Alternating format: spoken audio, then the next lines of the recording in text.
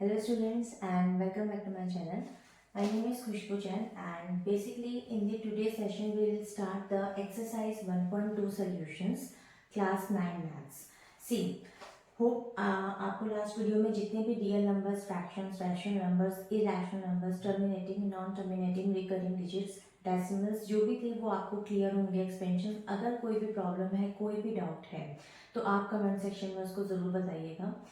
आपको एक चीज़ और बताना चाहूँगी कि अगर किसी को भी कमेंट सेक्शन में अगर 8th या 9th स्टैंडर्ड से रिलेटेड कोई भी एनी डाउट है, कोई भी डाउट अगर आपको लगता है तो आप कमेंट सेक्शन में उसे बताइए. मैं बताऊँगी आपको कि प्राइवेट कोचिंग आपको फ्री ऑफ कॉस्ट कैसे मिल सकती है. तो पहले हम यहाँ पर अपनी एक्सरसाइज शुरू करते हैं. एक्सरसाइज 1.2 तो आपको मैंने यहाँ स्क्रीनशॉट दे दिया है, आप यहाँ पर देख सकते हैं या अपनी बुक में देख सकते हैं. एक्सरसाइज 1.2 का first question we are just going to start. See, the first question says that state whether the following statements are true or false. Justify your answer. Justify your answer means you have to give one example and through the example you just have to clear whether it is false or true. So first example says, first question says, every irrational number is a real number. So आपको पता होगा कि अगर मैं आपसे बात करूँ यहाँ पे क्वेश्चन नंबर फर्स्ट का A part we are just going to discuss. See, every irrational number is a real number. तो देखिए अब आप यहाँ पर कि आपको पता है कि जो हमारे रियल नंबर्स होते हैं, अगर मैं बात करूँ रियल नंबर्स की, ठीक है, तो जितने भी हमारे रियल नंबर्स होते हैं वो बेसिकली टू पार्ट्स में डिवाइड है, राइट. तो टू पार्ट्स हमारे कौन से हैं? टू पार्ट्स हमारे हैं, एक तो हमारा है rational numbers and then second one is irrational numbers. Okay, irrational numbers. So second one is irrational numbers. तो क्वेश्चन ने बोला है कि क्या सभी हमारे यहाँ पर इसने बोला है कि every irrational number is a real number. देखिए हर एक irrational number हमारा real number हो सकता है क्योंकि रियल में दोनों पार्ट आते हैं, तो जितने भी irrational numbers होंगे वो सारे real numbers होंगे. तो दिस बेसिकली ट्रू, ये स्टेटमेंट हमारी ट्रू है, ठीक है. Move to second part. B part क्या कह रहा है? बी पार्ट कहते हैं every point on the number line is the form of root m and whether m is a natural number. See, ये तो आपको पता है कि जैसे हमारी ये नंबर लाइन होती है, ठीक है, तो नंबर लाइन के ऊपर पहली बात तो हमारे सारे इंटीजर्स होते हैं. इंटीजर्स के साथ जितने भी 1 से स्टार्ट है वो हमारे नेचुरल नंबर्स हैं. लेकिन अगर मैं आपको बोलूँ कि every point on a number line of the form of root m. See, अगर मैं आपको बोलूँ कि नेचुरल नंबर मैं आपको कोई भी दूँ, जैसे मैंने आपको नेचुरल नंबर दिया 4, ठीक है, तो 4 का रूट होता है बेसिकली 2 स्क्वायर इज बेसिकली 4, ठीक है. अगर मैं आपको नेचुरल नंबर देती हूँ 9, तो आपको पता है कि square root of 3 is basically root 9 आपका बन सकता है, ठीक है. लेकिन अगर मैंने आपको दिया रूट 5 और मैंने आपको दिया रूट 10, तो आपको पता है कि ये नेचुरल नंबर तो है लेकिन इसका रूट बेसिकली किसका स्क्वायर रूट नहीं है. तो you can not basically point out on the number line, तो आप उसको इस पर फॉर्म नहीं कर सकते हो. तो इसीलिए आप इसको ऐसे दिखा सकते हैं और आप इसको वेरीफाई करेंगे अकॉर्डिंग टू दिस एग्जाम्पल कि every point on the number line in the form of root and ये तो एप्लीकेबल है कि ये हो सकते हैं, but this is not applicable. तो basically whether m is a natural number है बट एप्लीकेबल नहीं है, तो इट लाइन. सो थर्ड पे हम मूव करते हैं, ठीक है स्टूडेंट्स. थर्ड पार्ट पे हम मूव करते हैं. थर्ड पार्ट क्या बोलते हैं? Just look at it in your book और screenshot. Every real number is an irrational number. See, every real number में मैंने अभी आपको बताया था दो पार्ट्स होते हैं, एक होता है रैशनल और एक होता है इरेशनल. लेकिन अगर मैं ये बोलूँ कि रियल नंबर सिर्फ और सिर्फ सारे इरेशनल नंबर होते हैं तो वो रॉन्ग हो जाएगा, क्योंकि रियल नंबर में रैशनल नंबर्स भी तो आते हैं. तो ये कहना कि रियल नंबर सिर्फ और सिर्फ इरेशनल नंबर्स होते हैं तो वो रॉन्ग होगा. तो this statement is basically false. तो आप इसको उदाहरण के तौर पर यानी कि एग्जाम्पल अगर आप देते तो आप उसको ये लिख के दिखाएंगे कि रियल नंबर्स बेसिकली आपके क्या होते हैं, वो दो पार्ट्स में डिवाइड होते हैं, ठीक है. रियल नंबर दो पार्ट्स में डिवाइड होते हैं, एक होता है रैशनल, एक होता है इरेशनल. तो rational basically P upon Q होते हैं और इरेशनल आपको मैंने बता रखे हैं कि जिनका रिमाइंडर जीरो नहीं बचता, जो टर्मिनेट नहीं होते हैं. तो इस तरीके से अगर इरेशनल कोई ही मैं बोलूँ कि सिर्फ रियल नंबर्स है तो वो पॉसिबल नहीं होगा। तो आप एग्जाम्पल्स के लिए इरेशनल नंबर्स के एग्जाम्पल्स दे सकते हैं। ठीक है, तो ये क्वेश्चन हमारा कंप्लीट हो गया है। तो just move to second question. See, are the square roots of the all positive integer irrationals. ठीक है, तो मैं इसको रब कर देती हूँ, then we are just going to second question. Friends, this is the second question. अब second question में बहुत ही ज़्यादा इंटरेस्टिंग और मज़ेदार क्वेश्चन है। देखिए, are the square roots of all the positive integers irrationals, यानी कि वो ये आपको बोल रहा है कि जितने भी पॉजिटिव इंटीजर्स होते हैं, जैसे आपको पता है नंबर लाइन पे पॉजिटिव इंटीजर्स होते हैं 1 2 3 4 5 6 7 8 9 10। तो ये जितने भी पॉजिटिव इंटीजर्स हैं, अगर मैं उनका स्क्वायर रूट करती हूँ तो क्या सारे के सारे आंसर्स आपके इरेशनल्स होंगे?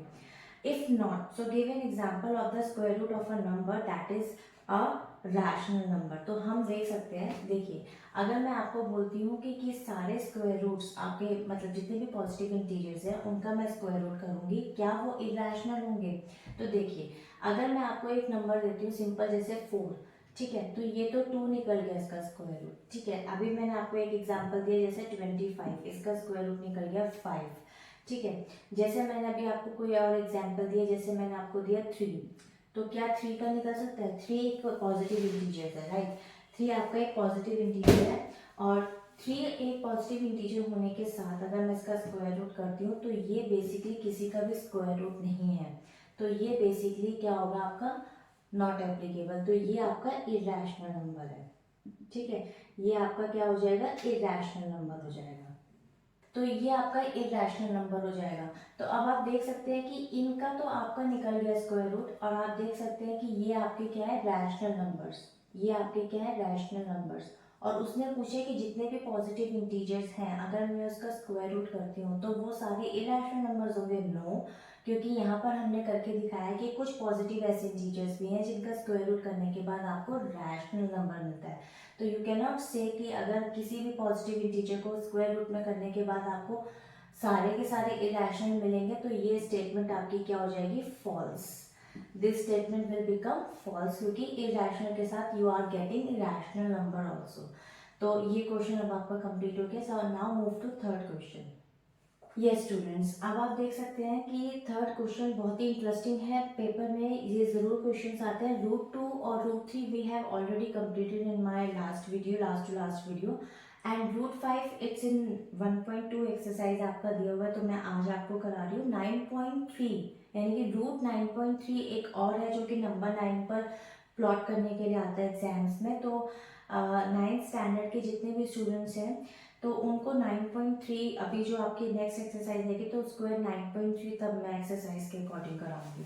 ठीक है, तो थर्ड क्वेश्चन रीड कर लेते हैं। इसमें लिखा है कि हाँ, just show how the root 5, यानी कि रूट 5 आपका how can you basically represented on the number line. तो इस क्वेश्चन को हम करते हैं। सी, सबसे पहले तो एक नंबर लाइन को हम यहाँ पर बना लेते हैं। सुंदर से एक नंबर लाइन बनाते हैं। जैसे मैंने यहाँ पर 0 लिख दिया, ठीक है, यहाँ 1 लिख दिया और यहाँ पर मैंने 2 लिख दिया। I think this is more than sufficient. आप नेगेटिव भी बनाइएगा, लेकिन बट क्योंकि during the shortage of space आपको क्लैरिटी रहेगी, तो मैंने सिर्फ पॉजिटिव इंटीजर्स की नंबर लाइन बनाई है। You have to write negative integers number line as well. तो for solving this root 5, basically what you have to do is, first step says you have to basically learn the Pythagoras theorem. You have to find the answer through the Pythagoras theorem. तो आपको पता है कि जैसे यहाँ पर एक right angle बनेगा, सबसे पहले यहाँ पे एक राइट एंगल बनेगा। In the right angle there is a hypotenuse, okay, and this is the base and this is the आपका perpendicular, right? So what the numbers you will take, then you will get the root 5. This is the very important. तो Pythagoras theorem आपकी यहाँ पर आपकी क्या कहती है? Pythagoras theorem says कि hypotenuse का whole square is equal to perpendicular का whole square plus base whole square, right? आपका जो फॉर्मूला जाता है वो ये जाता है आपका पाइथागोरस थ्योरम का। ठीक है, अब पाइथागोरस थ्योरम के अकॉर्डिंग अगर मैं आपका यहाँ पर परपेंडिकुलर 1 ले लूँ और बेस आपका मैं 2 ले लूँगी, तो 1 का होल स्क्वायर तो 1 होता है, 2 का होल स्क्वायर होता है 4, तो 4 + 1 हो जाएगा 5, और इसका स्क्वायर उधर जाके क्या बन जाएगा? रूट। तो √5 आई थिंक आपको ये क्लियर हो जाएगा, ठीक है। तो मैं यहाँ पर परपेंडिकुलर 1 ले लेती हूँ, बेस में आपका 2 ले लेती हूँ, राइट। तो देखिए अब आपका हाइपोटेन्यूज का whole square is equal to perpendicular का होल स्क्वायर प्लस बेस आपका 2 का होल स्क्वायर। तो हाइपोटेन्यूज का whole square is equal to 1 plus 4। When you will 1 plus 4, so you have to write 5, right? आपको 5 लिखना है यहाँ पर। So hypotenuse is equal to √5। इसका स्क्वायर यहाँ आकर इक्वल्स टू से उधर जाके रूट बनता है, इक्वल्स टू से रूट अगर इधर लेके आएंगे तो 1/2 यानी कि स्क्वायर बन जाता है। लाइक इस तरीके से इसको सॉल्व करेंगे। तो अब आप देख सकते हैं यहाँ पर आपका हाइपोटेन्यूज √5 आ गया है, ठीक है। अब आपको क्या करना है, बहुत ही छोटा सा स्टेप है, बहुत सिंपल स्टेप है। अब आपको इस नंबर लाइन में 0 के ऊपर सबसे पहले अपनी कंपास को ओपन करना है। तो जैसे यहाँ पर अगर मान लीजिए आपका नेगेटिव -1 है, तो आप थोड़ा सा या फिर अपने हिसाब से आधे से ज़्यादा या फिर जितना मर्जी आप थोड़ा सा कंपास खोलेंगे, यहाँ पर आप इस तरीके से आग लगाएंगे, फिर यहाँ पर रखेंगे आप और इसमें आधे से ज़्यादा यहाँ तक खोल करके यहाँ आग लगाएंगे। ये थोड़ी छोटी लग गई है, इसको मैं ठीक कर देती हूँ।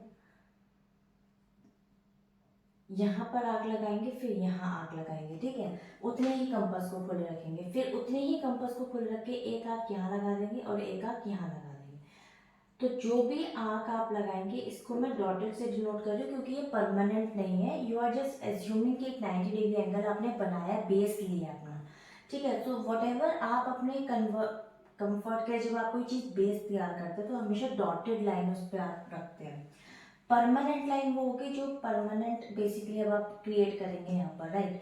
तो बेस आपका यहाँ पर क्या है, जैसे आपने देखा यहाँ पर बेस आपका 2 है, ठीक है। बेस आपका यहाँ पर ये है, तो ये 2 हो गया आपका यहाँ पर बेस, ठीक है। तो 2 सेंटीमीटर आपका बेस है। परपेंडिकुलर आपका कितना है यहाँ पर 1, तो आप यहाँ पर परपेंडिकुलर 1 सेंटीमीटर इसको आप दे दीजिए ए, इसको दे दीजिए बी, राइट। तो 2 सेंटीमीटर आपने ये खोला बेस और 1 सेंटीमीटर के आपने आग लगा दी जो कि परपेंडिकुलर है। अब आप क्या करेंगे, इसको यहाँ पर ऐसे यहाँ पर इसको इससे मिला देंगे, राइट। जब आप ए को बी से ज्वाइन कर देंगे, देन आपका ये हाइपोटेन्यूज तैयार हो गया विच इज √5। पहली चीज तो ये आपकी रेडी हो गई यहाँ पर, क्योंकि √5 नंबर लाइन पर डिनोट करना है। तो क्या करना है आपको, यहाँ पर ए से लेकर बी तक की कंपास को आप ओपन करेंगे, यहाँ से लेकर यहाँ तक की कंपास को ओपन करेंगे और यहाँ 0 पर रख करके यहाँ 0 वाले पर कंपास को रखेंगे और उतनी नंबर लाइन को उतना खोल के यहाँ आग लगा देंगे नंबर लाइन पर। तो जैसे आप यहाँ आग लगाएंगे तो ये बेसिकली आपका क्या बन जाएगा, √5 ऑन द नंबर लाइन, ठीक है। √5 ऑन द नंबर लाइन। तो ध्यान रखिएगा ए से बी के कंपास को आप इतना खोलेंगे और यहाँ रख के उतनी कंपास को आप यहाँ पे आग लगाएंगे तो वो यहाँ आ जाएगा आपका। तो ये √5 आपका नंबर लाइन पर डिनोट हो गया है।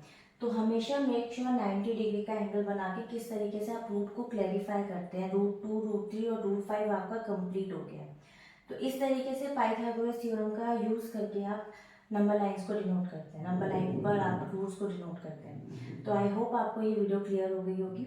अगर कोई भी डाउट है तो आप कमेंट सेक्शन में बताइएगा। अब जो मैं आपको बताने जा रही हूँ वो ये है कि जैसे मैंने आपको कहा था कि 8th और 9th स्टैंडर्ड के स्टूडेंट्स के लिए coaching free of cost. Means आपको अगर आप कोई भी डाउट आता है या कोई आपकी क्वेरीज हैं मैथ्स से रिलेटेड, राइट, या वैदिक मैथ्स से रिलेटेड, जैसे कि आपने देखा इस चैनल पर आपको वैदिक मैथ्स की भी बहुत सारी टेक्निक्स मिलेंगी।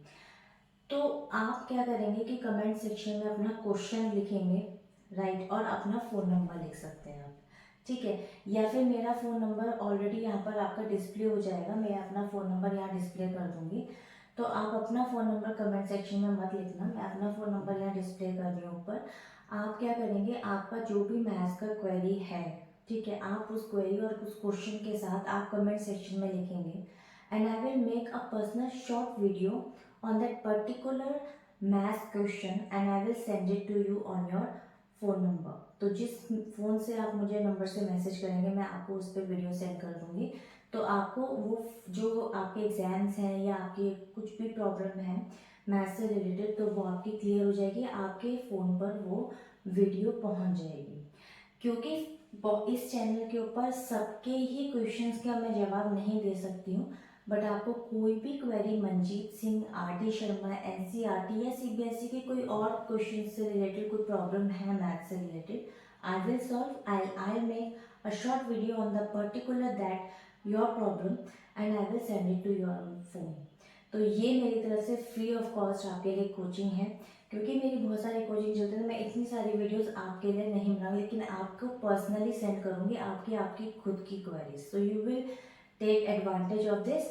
एंड आपको वीडियो कैसी लगी बताइएगा कमेंट सेक्शन में. And just if you want more videos in future you can subscribe my channel. So till then, bye bye and stay healthy.